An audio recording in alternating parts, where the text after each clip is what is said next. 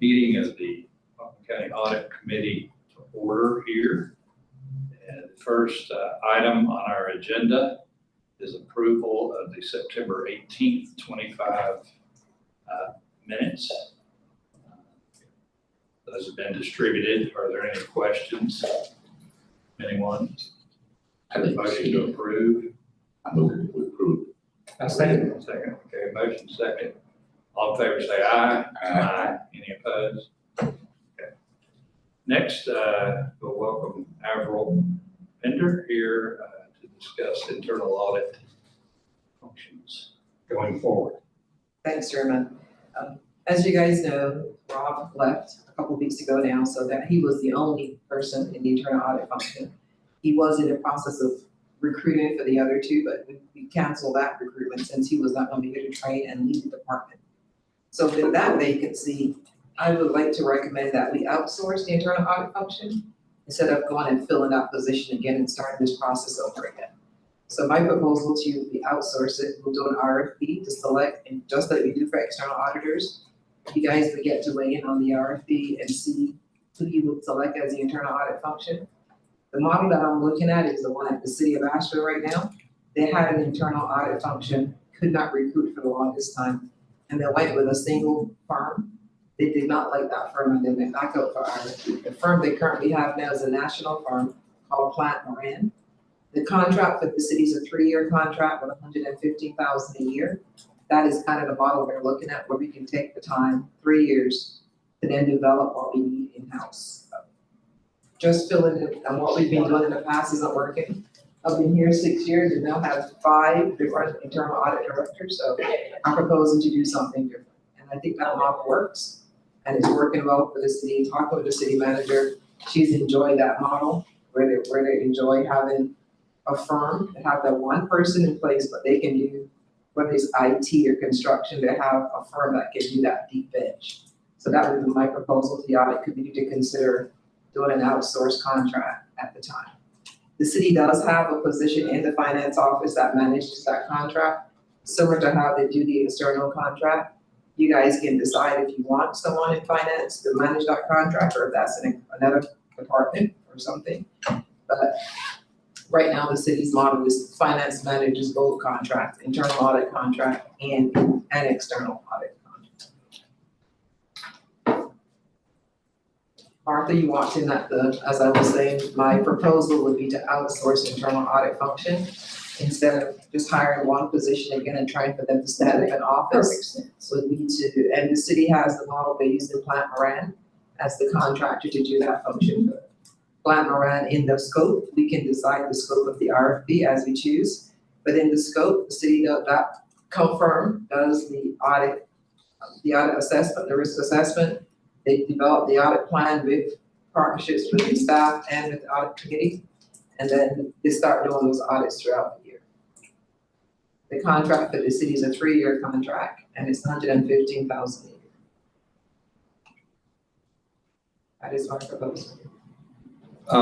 One question I have, Avril, is what, in your discussions with the city, what are any of the downsides to it that they've experienced? The largest downside is that you're not bringing up the in-house. You're not training up somebody in the organization to do that. But that's offset by having that person that manages that contract.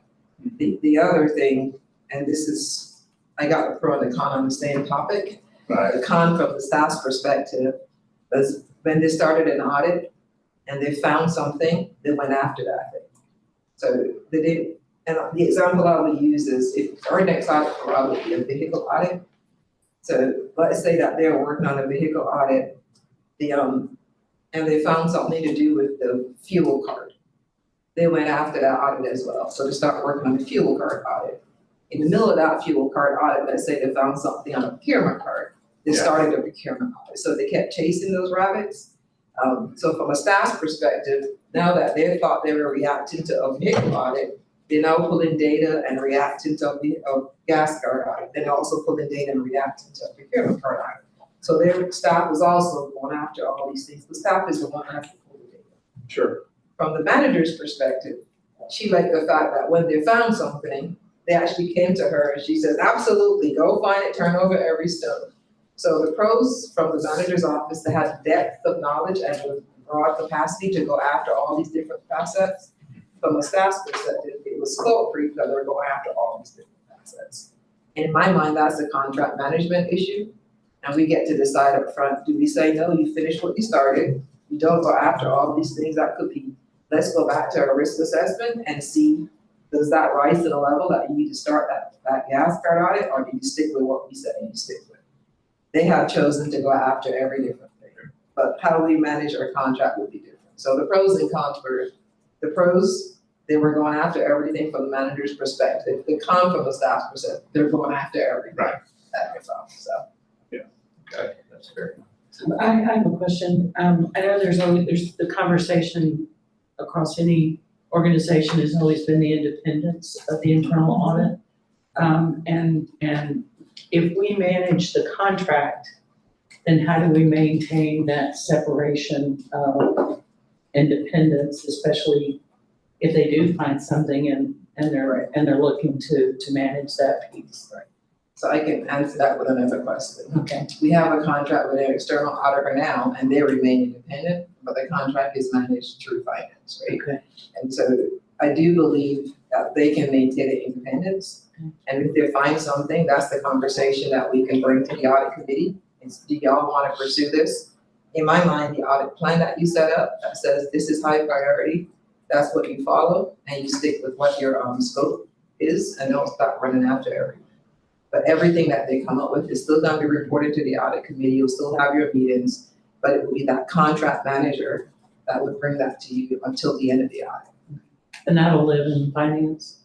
That's a decision that you guys could make. I think it makes sense. We don't have the staff yet, or these are the only two we have in risk right now. So if you're going to do that, you're talking about another position that you have to add to manage a contract. And I don't know if that's enough work to manage a contract today. I guess my concern has always been just in protecting the county and making sure that that our oversight is without question, and that we're, going after our responsibility to protect the county.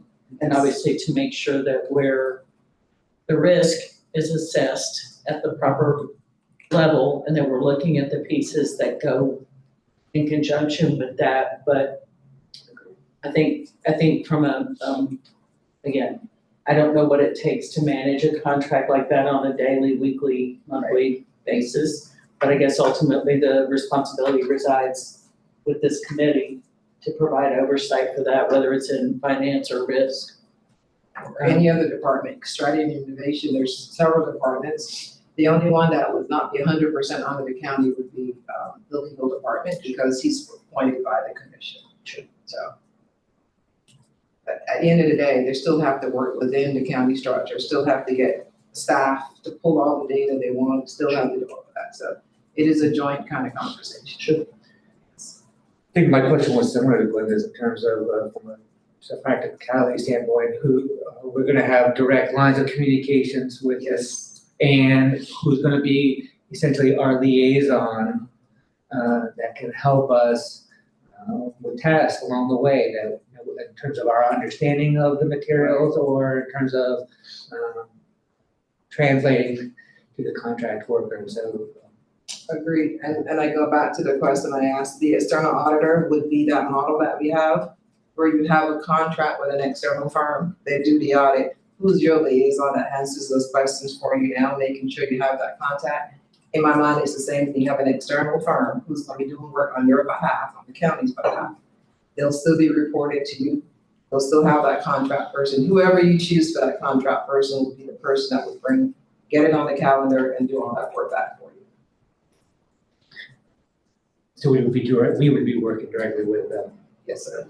That would be my intent. I don't want anything to do on my camera. And that's where I would imagine that there would be some amount of staff resources that can be our liaison. I'm not sure how that works into the budget or as somebody else's job role, but that's what I would expect in terms of that, That's good. maintaining that relationship with them to the full gravity that we want to. So are you saying that you want another internal audit director position or just the secretary to the audit committee? Again, I know it'd probably be somebody that, I would imagine somebody in the risk management department would be somebody that would come to my mind, somebody that would understand that COSO internal control framework and be able to kind of, again, make that translation. My only concern with that, we only have 2 people in risk, and we specifically separated risk from audit on purpose, right? When we talked about that internal control, we wanted to make sure that risk was implementing things in the county and not auditing, so they wanted to separate that. That was the reason why we set up internal audit and risk separately. Yes, risk can do all that work, and I know Kelly has a framework in her mind where we can do that work, but we need to get risk embedded in the county organization first, and we're still at step 1 because there's only 2 people in risk doing all the things that came with that position before. So would you would send out an RFP, or you already have a firm in mind, or? No, you we need an RFP. I much prefer to do the RFP. I know Mason had thought at first to start talking to the external auditor, because they all have different branches. But my preference would be the RFP with a full scope of work, and then you can help select. Sure. Just like you with the internal audit, will do the analysis, and then we'll select that firm and move from there. Would there be any conflict of interest in having the external auditors and the internal auditors, same firm doing but different people? I don't think so, because typically they have different branches, for lack of a better term. So they usually have a consulting arm of an internal audit, and Mason and Glenn, if y'all want to speak to this. But typically they have different firms within a firm, I would say, that they can do different pieces. Yes, and we confirmed that when we did start discussions. It's a separate division, and they actually are external audit partner had to get points of contact in the separate division. I think they worked very hard to ensure their independence even within the same firm. So Avril, from your perspective, this is more about continuity of internal controls because we keep having turnover. Is that why you've moved to this? I would love for this firm to help us get that foundation set. I think it's hard to ask one person to come in and stand up an entire division. If I hire a finance director, we already have a machine they can just plug in and work. HR, the same thing. Internal audit, we have yet to build that function out. So every single person comes, they gotta build internal audit, and it's daunting. So you foresee kind of like an evolution where this external firm can set up the policies and procedures, Get even, the manuals and everything, so then you just. I think a lot of that's been set up, quite honestly. Okay. But I would love for this firm to actually start getting audits, getting the cadence going. And if I'm asking for a 3-year contract, in year 2, we start assessing, how do we start to build this out so that is a handoff. So I wouldn't expect to have an external firm forever. Right, and you can be able to see the hours work so that you can get an idea of how many staff would be appropriate. Correct. Okay, yeah, And start building that out. yeah, okay, that makes sense. I really appreciate your recommendation and rely upon it. Thank you very much. When we come closer time to looking at the budget, I would probably propose in addition to that fee, that there is some amount of budget able to assist with either personnel support for whatever department it lands in, or contract workers as we need it as a committee. Good luck. We still have a little bit of time on that. On the budget side, No, well, just how are we gonna control it from this? yes. I mean, Where we'll do the RFP and then we can be thinking about, okay, where is this? And these Gonna dollars land. are already in the budget because of the position. The salary. The salary is already there. Yeah, Rob was a little bit north of 115, so, yeah.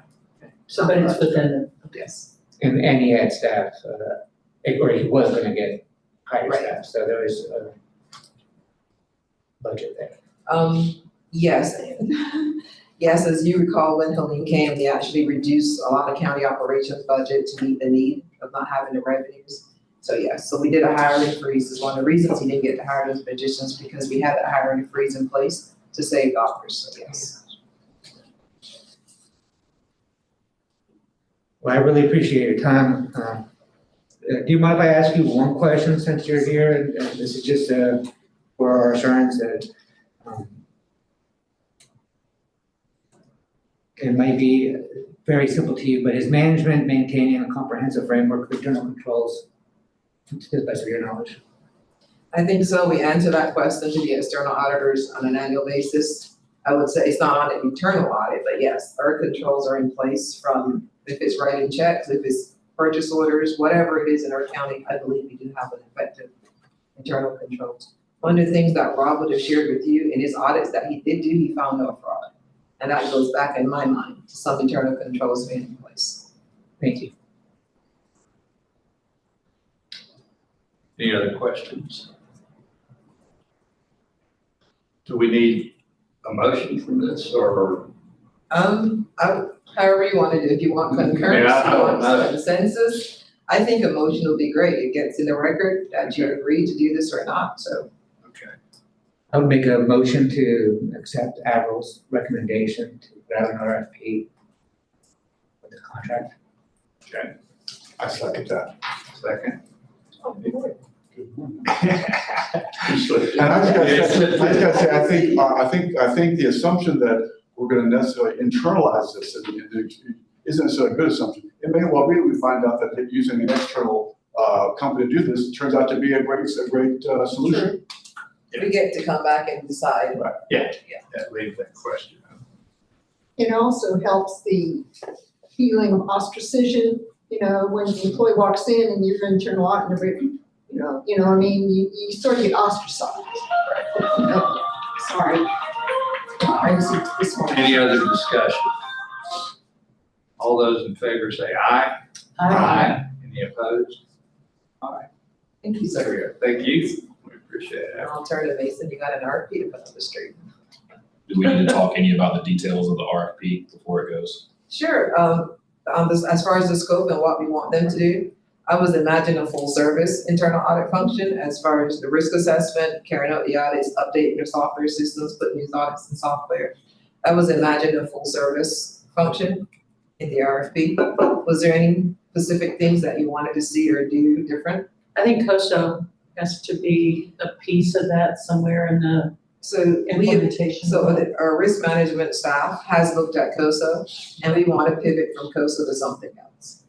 And that something else is Green Book, which is COSO for government, if you think about it. Okay. COSO was mostly for private companies. And when we looked at implementing that, we thought the Green Book would be better when it comes to implementing internal controls for government.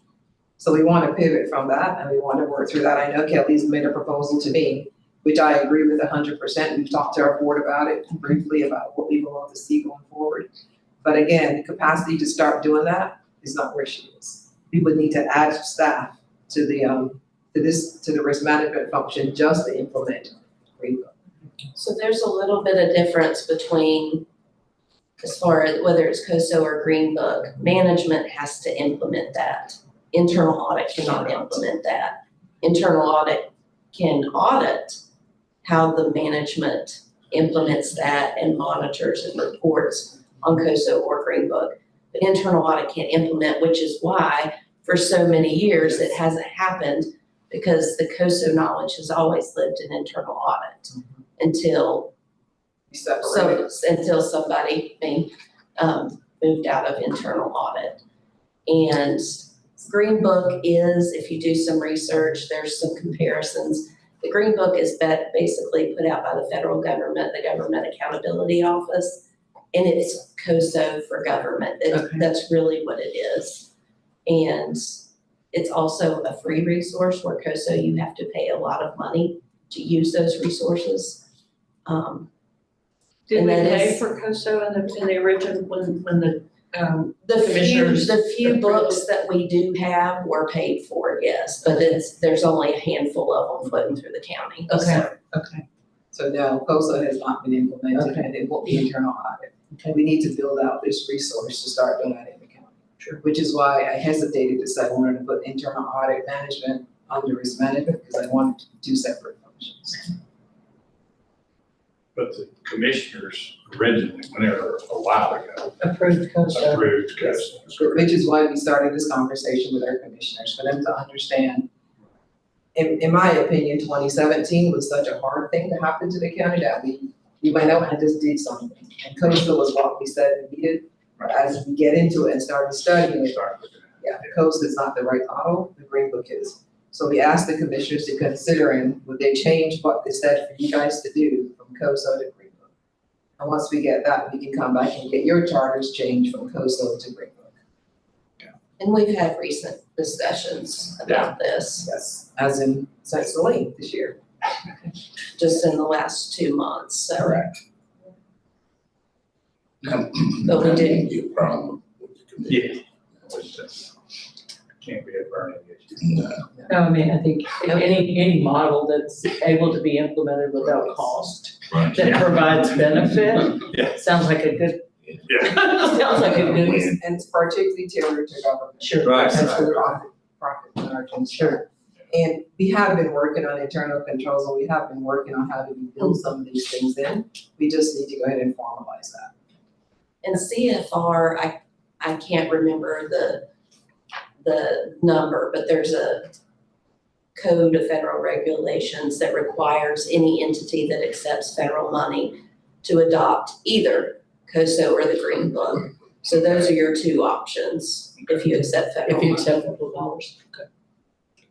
Yeah, do you foresee making as part of the contract, a member of this firm to be a member of this committee and or just okay, so they would just be Reporting to this committee. reporting to this committee at each meeting, quarterly? Do we need to specify? It would probably be quarterly, I think, every month, and they have to come in person or get online. I want to minimize the cost, but at least quarterly. Okay, at least quarterly, okay, which is when our meetings are. Okay, that makes sense. Perfect, that's every meeting then. Okay. Yeah. But yeah, some reporting function to this board. Yes. So, our procurement manager will say 45 to 90 days is a responsible time frame for an RFP. 3 months would put this group back together again. Is that an effective timeline, or do we need to move more quickly from the committee's perspective or from the manager's perspective? I would like it to be sooner than that. Okay. I don't mind putting the RFP on the street for 30 days and then we review it, so closer to the 45 to 60 days and then 90 days. So then we'll look at time for a special meeting for this group to weigh in on responses, kind of a recommendation on special. As soon as you get the dates of the RFP, then we can send to y'all and get something put together.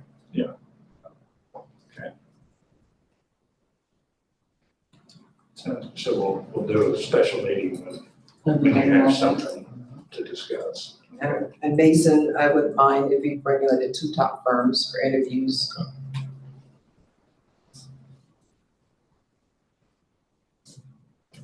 Other counties do this, Sarah? I'm trying to remember, I did ask SNI, Australian Innovation, to kind of pull other counties. Not a lot of counties have internal audit functions, Okay. first of all. And a few had external and a few had small shops. The big guys like Wake and Mecklenburg have a large internal audit shop. The rest of them don't have a whole lot. And most of them are sitting in finance. So it's kind of a hybrid model out there.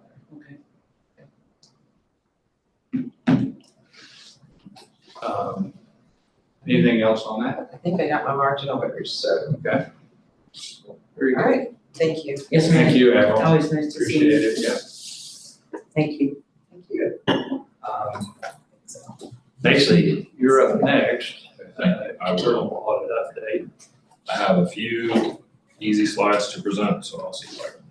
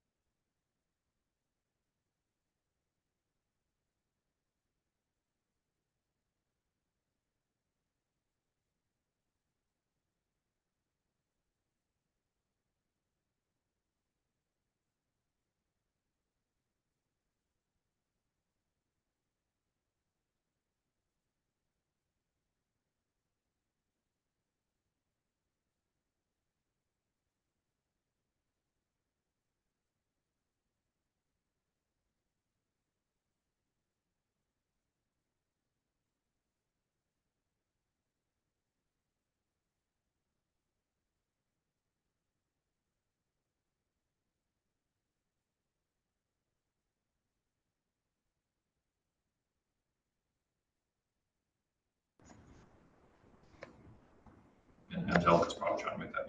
Thank you. Our mic went out.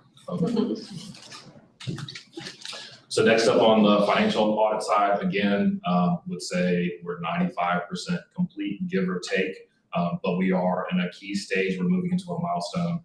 So this month, we are drafting the comprehensive report. We expect to have in the hands of the auditors by the end of the month, so they can do their review throughout the month of November. You may remember that we talked about prior to this year, by state law, our audit was due on October 31st, and we had some window of grace, and we usually shot for November 30th.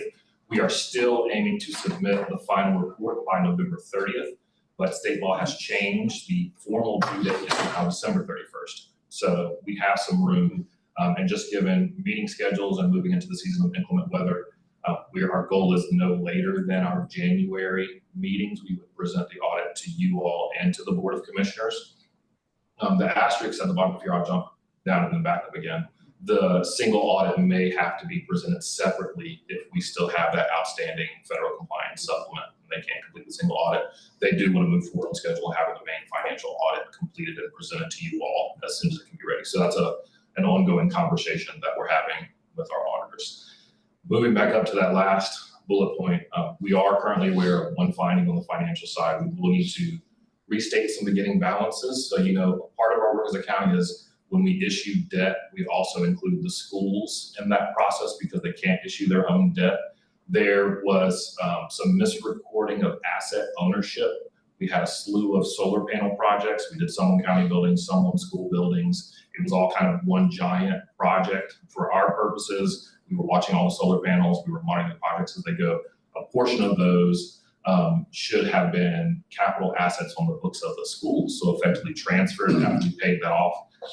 And Lynn and his excellent team, we're not there in the beginning, but caught it on the end, have raised that point, and we will need to restate balances. So to my mind, this is kind of a technical finding that we're dealing with. The total beginning balance is the same. Well, But I mean, are you moving it from one to the other, or is there a restatement of the amount? there's restatement of net position on the full accrual statement. So no changes to the fund balance. We had to reduce the asset portion because, as you know, what really should have happened is they shouldn't have been capitalized at all.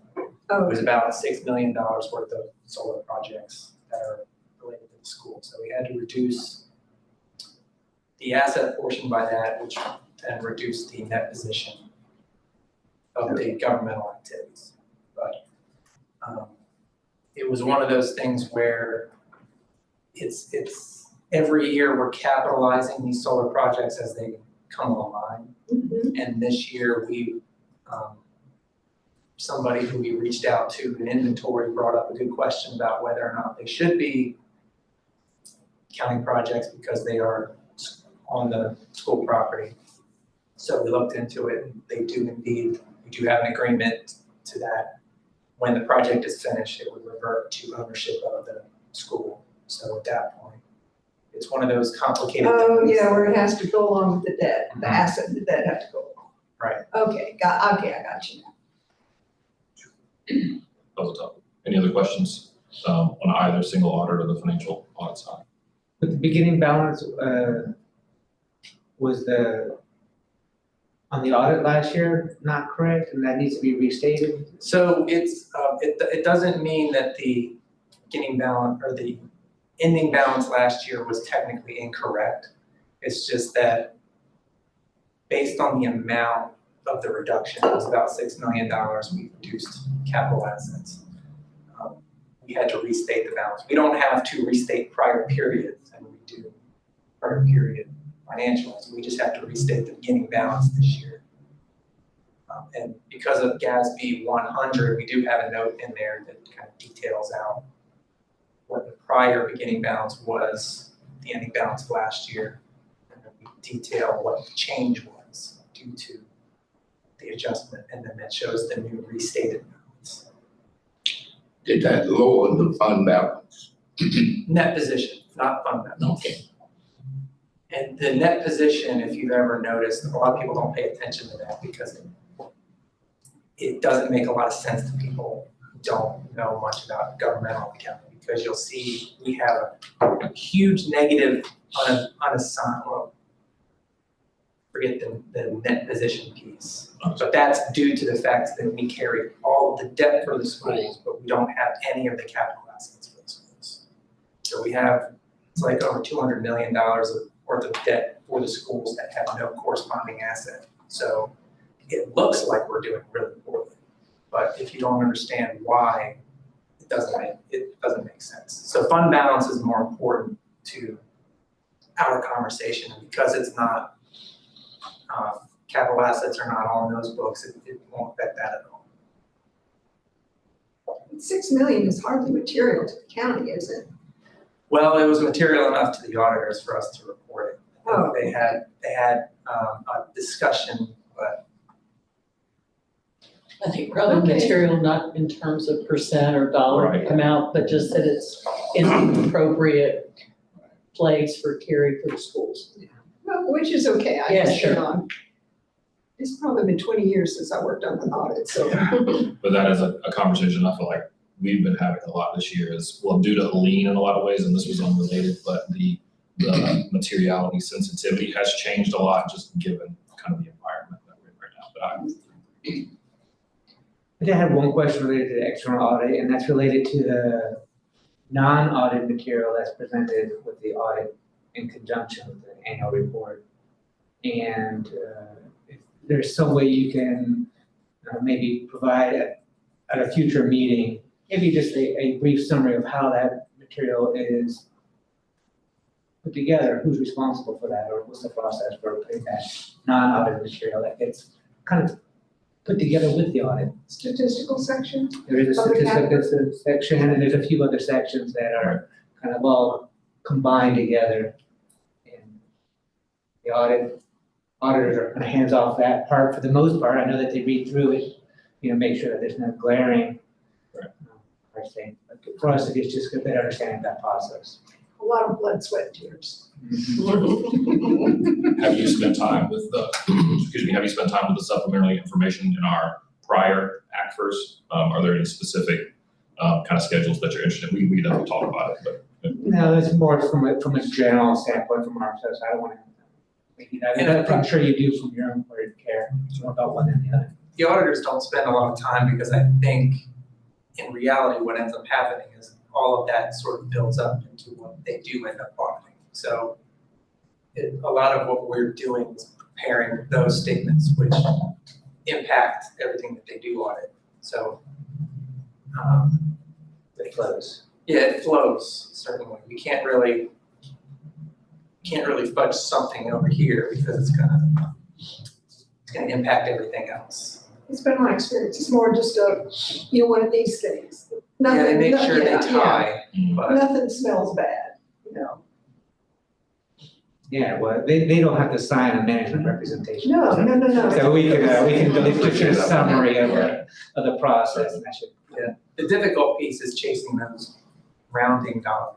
Because they always find them. So- Yeah, And then trying to figure out how to fix it here so that it doesn't. Right. So it doesn't Yeah. move something over here.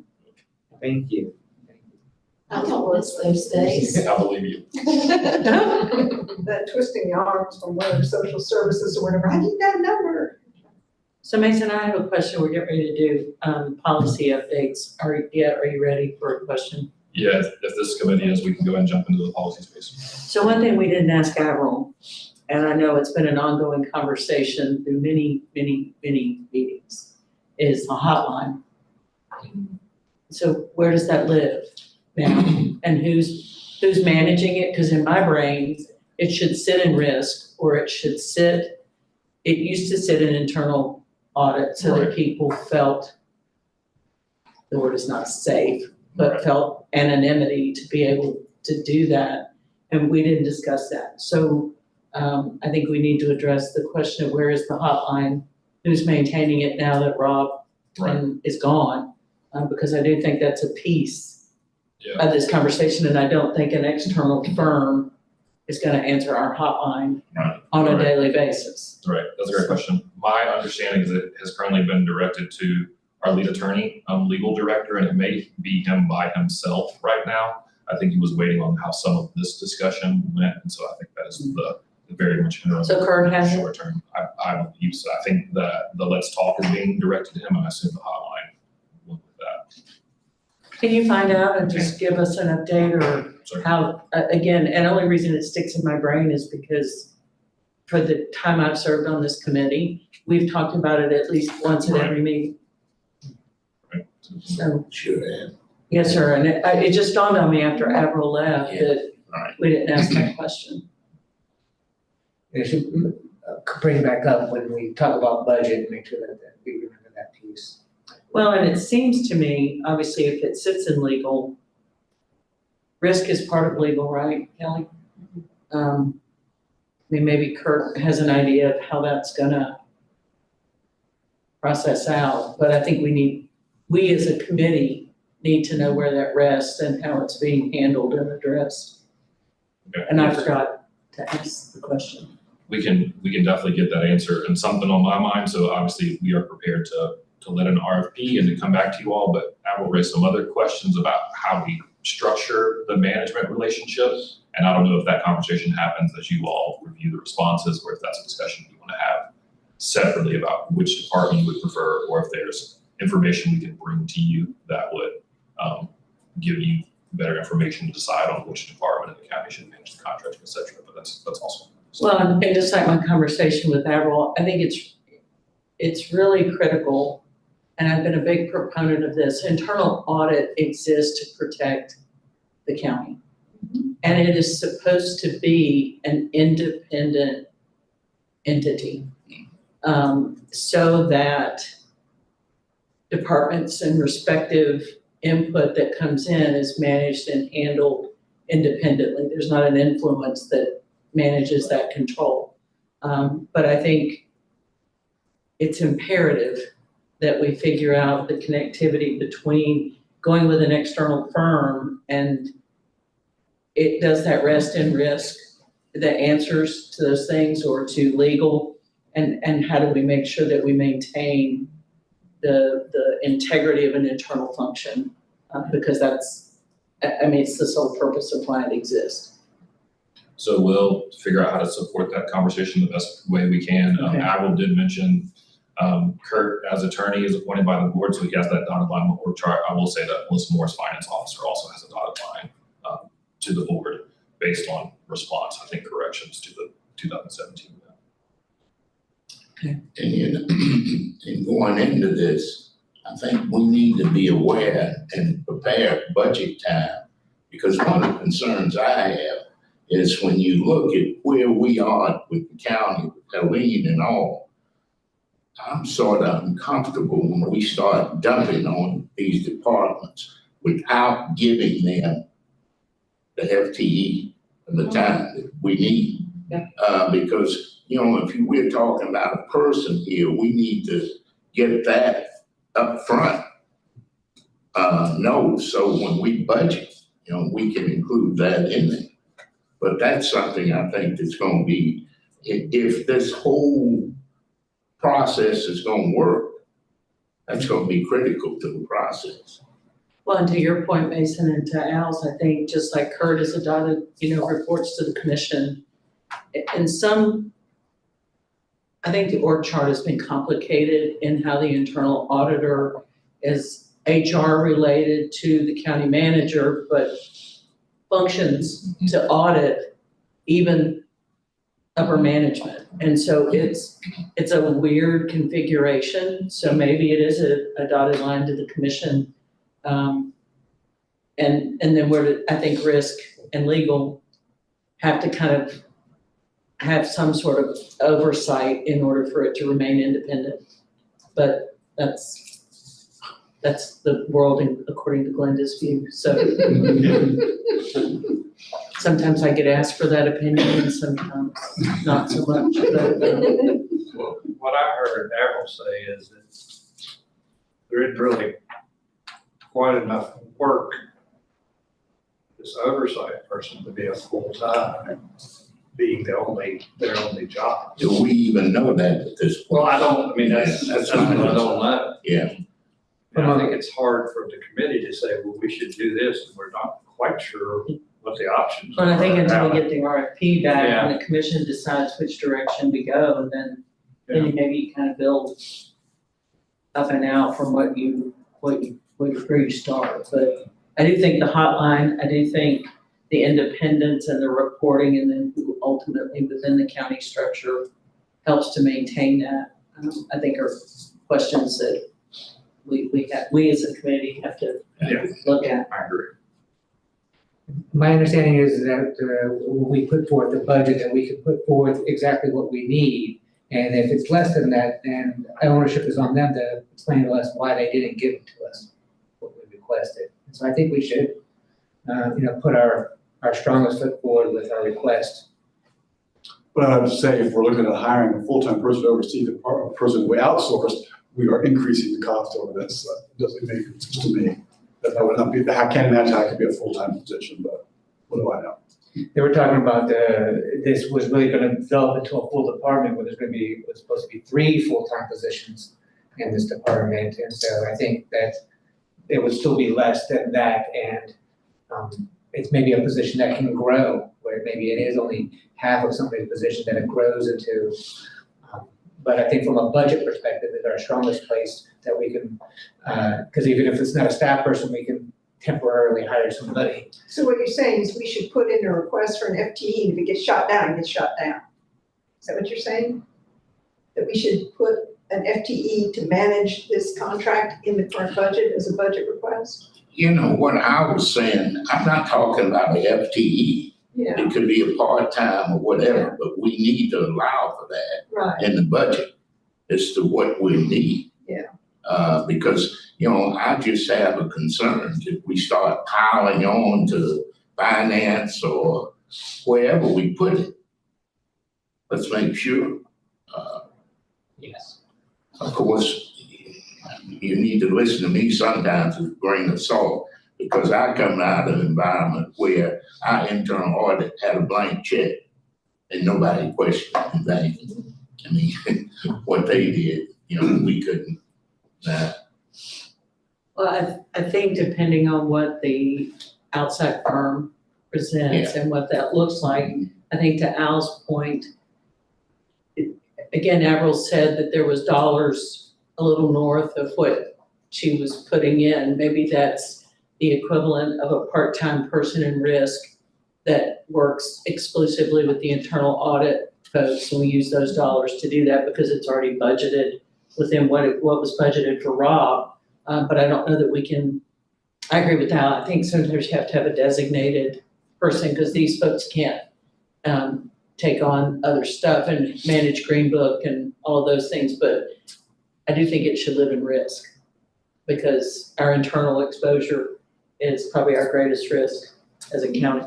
So could you maybe ask our external auditors who have the consulting, how would they recommend, or how does the city manage theirs? And as part of the RFP, I guess we need to put something in there to find out from our consulting auditors, I can't figure out the right word for it, what do they do?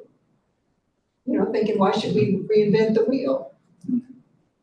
And the other thing about the hotline that I was I'm still kind of fuzzy on the hotline as far as the reality of it. In other words, without violation of confidentiality or anything, could we have like a list or some sort of breakdown as this is suspected fraud, or, a concern about somebody with a P-card as opposed to supervisor being mean to me?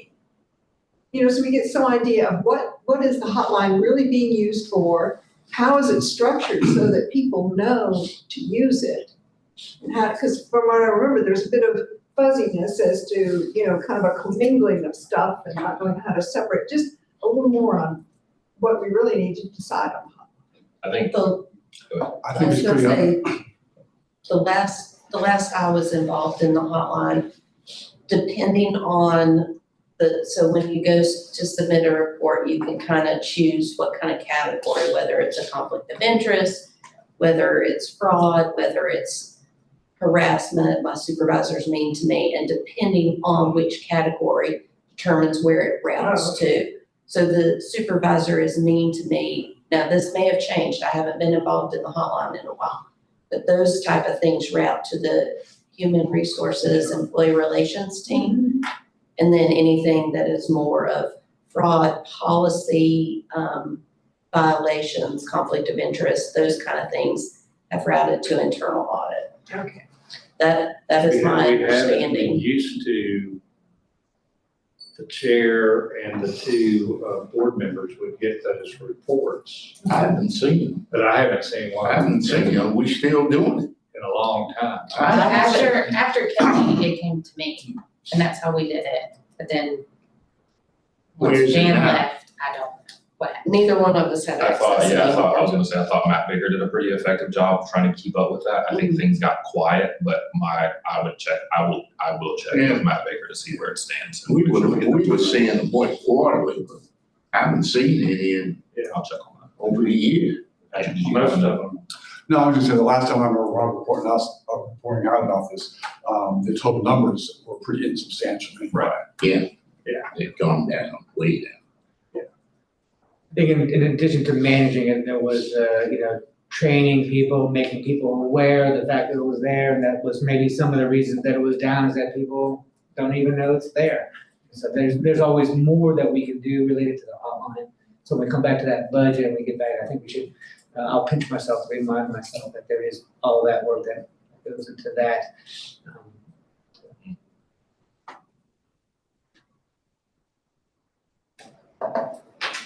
Okay. Policy update, I mean, I know we're in it. Yeah, we can continue going where you all would like to go. A couple of quick slides, just to make sure that we are keeping things in front of you all. So a long road to get the cash and payments handling policy done. We continue to move it forward. This is just current quick status update, formally adopted on August 25th. This one in our policy management process is a manager approved policy. So we went through several workflows, have had broad awareness. Avril signed off on it in August. The document is available now on our county intranet. So everybody that's an employee can get to the policy, the procedures, related documents that are custodial handoff forms, cash counting templates, and those things. You can also go to our public website, Welcome and See, right now and find the policy on our transparency page. So everybody can see that. Our communication is ongoing. Hey, departments, our new policy that you've been hearing about is live. This is where you can go. We're going to work on pushing that out through the end of the year. And then when we get to the other side of the external audit, we're going to start sitting with departments, teams, individuals, and training them beginning in mid-January. So just so you're aware, that continues to move forward. And then, Michael, back at our regular meeting in July, you asked for kind of maybe just a quick view of the policy universe. We talk about universes in this room. This is actually not everything. We have some that are very super nuanced procedures, biological hazard exposure procedures and things like this. But this is the main group by category. So not necessarily department ownership, but there's some overlap there. And I know this is small. I can share this with you. It'll also be on the recording. But this is just to look at kind of the set of policies that we are managing to date. Our standard rule is a minimum review for revision every 2 years, some more frequently than that. This is great. I really appreciate that. And I think that holding up the model of, I heard somebody refer to Austin as being one model, or another county that has a model of what's the best practices. We can start to figure out where those gaps are, and maybe putting in these policies into your green book model to, again, identify where those gaps are, and then prioritizing those gaps. Meaning that, hey, we don't have a policy, but it's low on the totem pole, let's focus on the ones, and so we can prioritize those is a big part of internal controls, and I know that's something that you're building out. So thank you for providing this. Just for clarity, like, we're not currently building out Green Book. We don't have the resources right now. We have workers' comp, motor vehicle liability lawsuits, insurance portfolio. Right now, I think our current active claim count is 410 that two of us manage. So I just wanted to make that clear that that's where we're going, but we need resources to get there. Yeah, certainly, So- training and all the other things that come along with that, so we'll look to the county to provide more. Well, now, who was responsible for initiating and following up on these policies? So I was gonna say that in some of the conversation you've heard today, our strategy and innovation team referenced, there's a cross-functional policy manager group that's kind of led by our management analysts and supervisors in strategy and innovation, but we also have standing HR representation and standing finance representation in the policy manager group. And then when any of these policies comes up for question or review, they reach out to the subject matter experts and the key stakeholder users across the organization. One example that I'll provide too is the county has never had a risk management policy, and this was actually getting good traction before Helene. So we're trying to work that back into our workflow of getting that finalized because we've never had a risk management policy dealing with insurance and compliance with the North Carolina Workers' Comp Act, how we handle motor vehicle accidents and things of that nature. So, and that is one where I reached out to strategy and innovation and said, help, we need this. And so they kind of partner. If a subject matter expert sees a need for a policy, we go to strategy and innovation. They're kind of our hub to help with policy. Any other general policy questions or thoughts?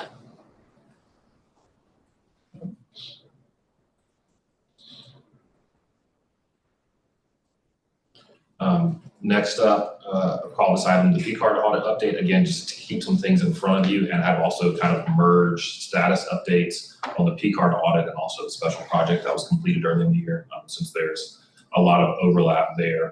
I've broken this down kind of into three groups of completed, implemented recommendations, those in progress, and those that haven't started yet, really to make space as much as anything. Things that have been done, we now require justifications for all purchases, notes to be put into memo fields in our ERP system along with the transaction. A challenge, of course, that's coming with this is there has to be meaningful review of those transactions and notes and a send back if it's not meeting the threshold of what's reasonably effective for us to use. So that's a separate level of review that Ron and the procurement division are working through, but this kind of technical item has been implemented. Fairly recently, Ron confirmed that additional approval has been added to any of those procurement card transactions that did not have a higher level of review. The procurement division is serving as that additional reviewer, and they can escalate through the finance officer chain if there is a concern in that level of review. And I think the original one that was completed was updating the budget approach for food. So it's broken out and it's very clear when the additional documentation is needed. Next up, we have shifting to a risk-based review of P-card transactions. We know capacity is always a conversation. This is in progress now. What you see up there, MCCs as a starting point to automate sampling, that is merchant commodity codes. And so we can pull those things that say this was a gas station or this was kind of a miscellaneous store that sells all kinds of things. It's an Amazon type shop. What are the types of vendors that where questionable transactions might occur, and that's use that to automate the original population. But we're also looking in some other ways, such as sampling by high-risk departments or divisions or things like that. So that's in progress. There was some discussion at the last meeting of the conflict of interest policy updates. That's actually going to the board's briefing this evening. So we expect them to hear it and have a conversation and hopefully approve those revisions at their next regular meeting, the second meeting this month. And then more frequent training. So working on updating training materials, getting schedules in place for in-person training, but also using our in-system automated training resources. So that's a work in progress as well. And then this one is technically pending, but an update to the procurement policy. So this one actually just came up on our 2-year revision schedule alert anyway. So we were going to begin the work anyway, and we expect revisions to the procurement policy which contains all kinds of things, contracting, P cards, managing of gift cards and that like, and very extensive procedures that will be revised beginning with work next month. So any questions on that one?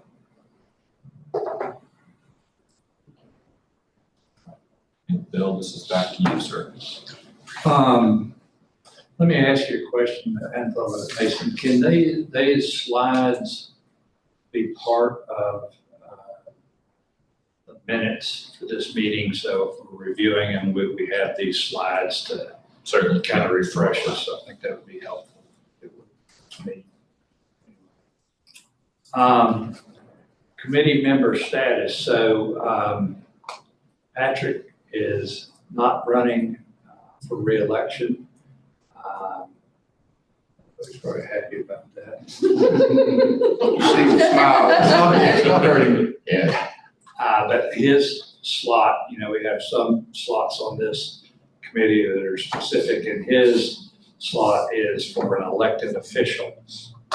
So when will your term end? End of the year. End of the year. So really by the end of the year, we need to have another elected official in line to appoint. And so I would just suggest at this point, if any committee members have some ideas about that, to get those to me. We have, of course, we have the city of Asheville, but we have Black Mountain, we have Woodfin, we have Weaverville, we have Biltmore Forest. Is that it? I think Monterey. Oh, Monterey, yeah. But no one works there. Yeah. I can't forget Monterey.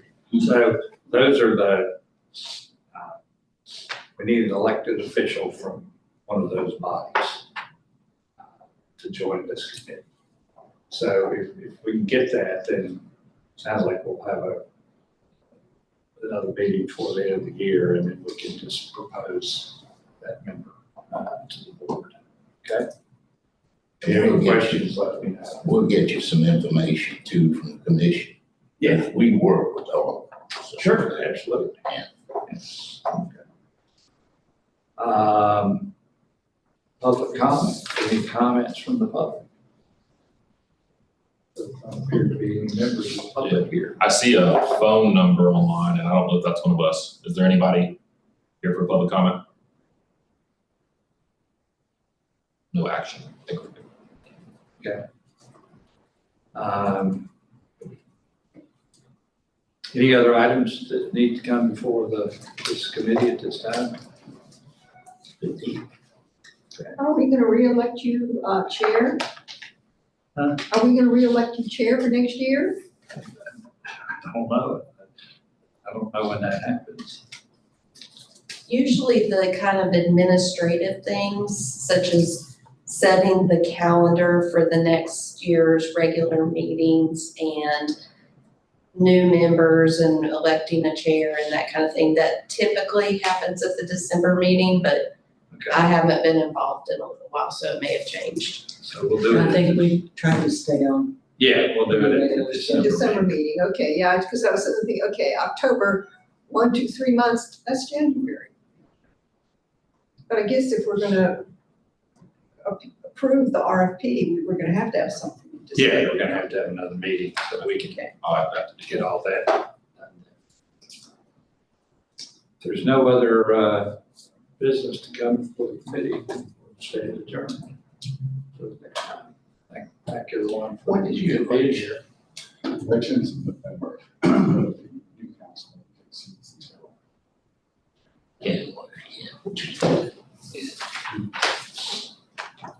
It's not like that. Are we, is that, Well, Guess what, somebody make a motion to You could elect one. I'll make a motion to adjourn.